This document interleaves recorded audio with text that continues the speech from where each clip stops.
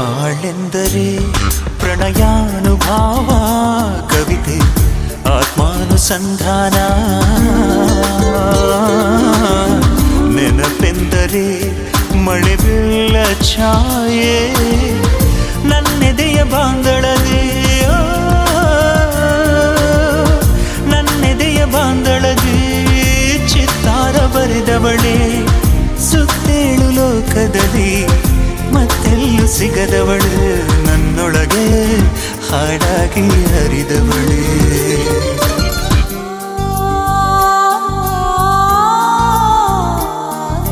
ನೂರು ಜನ್ಮಕ್ಕೂ ನೂರಾರು ಜನ್ಮಕ್ಕೂ